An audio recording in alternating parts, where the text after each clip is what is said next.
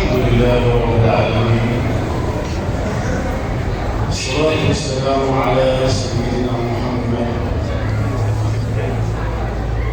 نبي أتم الله سورة فخره وآدم في فخاره يتصور، به أيد الطهر الخليلي فانحنت يداه على الأصنام تهوي تكسر، ومن أجله شيء سريحان بالفدا، وصين دم بين الدماء مطهر، ورد الجيوش به عن دار قومه، فلله نصر دون ما سل ينصره. اللهم صل وسلم وبارك عليه وعلى آله وصحبه وعلى جميع إخوانه من النبيين والمرسلين وعلى آله وصحبه وعلى جميع عبادك الصالحين، واجمعنا بهم في الدنيا والآخرة يا رب العالمين. وبعد،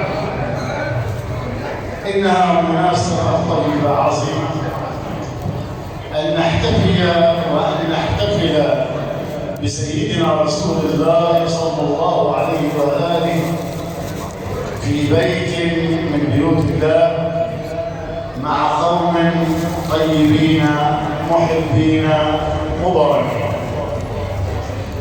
ونظرا للوقت فسأقول في عجالة منبها إلى حقيقة يجب علينا أن نعيها جميعا. ما الحقيقة التي يجب علينا أن نعيها وأن نحفظها في قلوبنا وأن ننشرها بين المحبين؟ فوالله إنها إلهام من الله تبارك وتعالى قبل أن تكون ثراء أو فعل. في سياحة مع سيد الخلق صلى الله عليه وآله وسلم وسباحة في أنوار محمدية العظيمة، وجدت أن الحبيب صلى الله عليه وآله وسلم من خلال الاصطفاء الرباني أنه أوحد الكون. سيد الخلق صلى الله عليه وآله وسلم أوحد الكون من ناحية أنه إنسان. صلوا عليه وآله من خلال الآتي. أولا، اصطفى الله تبارك وتعالى من الخلق جميعا بني آدم والملائكة، واصطفى من بني آدم الصالحين منه، واصطفى من الصالحين الأنبياء، واصطفى من الأنبياء الرسل، واصطفى من الرسل أولي العزم الخمسة: سيدنا محمد وسيدنا نوح وسيدنا إبراهيم وسيدنا موسى وسيدنا عيسى عليهم جميعا أفضل الصلاة وأتم السلام.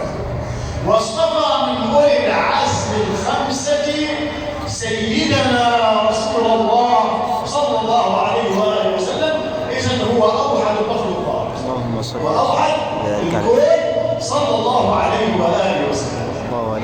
ولذلك أراد الله تبارك وتعالى أن يكون ختاما أيضا للكون، ختاما للرسالات، وأن تكون أمته خاتمة للأمم، ليتحقق عهد الله تبارك وتعالى الأول، فيكون الحبيب صلى الله عليه وآله وسلم هو نور البدء ومسك الختام. اللهم صل وسلم. نور البدء صلى الله عليه وسلم ومسك الختام.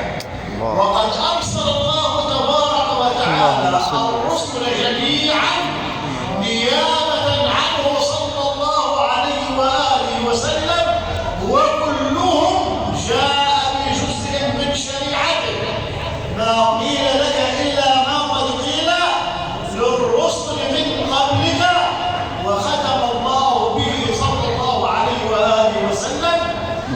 ليتحقق العمومية. ليتحقق العمومية. عمومية إيه؟ ربنا سبحانه وتعالى خاطب الأرواح قبل أن يخرج الأجسام كلها. وإذ أخذ الله ميثاق النبيين لما آتيتكم من كتاب وحكمة ثم جاءكم رسول مصدق لما معكم لتؤمنن به ولتنصرنه قال أأقررتم وأخذتم على ذلكم إصري قالوا أقررنا قال فاشهدوا وأنا معكم من الشاهدين. إذا الرسل مجبورون لسير الخلق قبل خلق الأجسام. إذا هذا عهد ميثاق من الله وشهد الرسل جميعا والله وثق الشهادة بنفسه أو العهد بنفسه سبحانه وتعالى. إذا كلهم يؤمنون بسيدنا رسول الله. طيب لماذا أرسلوا إلى أممهم ليبشروا برسالته صلى الله عليه وآله وسلم وبجزء من شريعته؟ وكان ختامه صلى الله عليه وسلم مجيئه في الخاتمة ليكون كما يجيء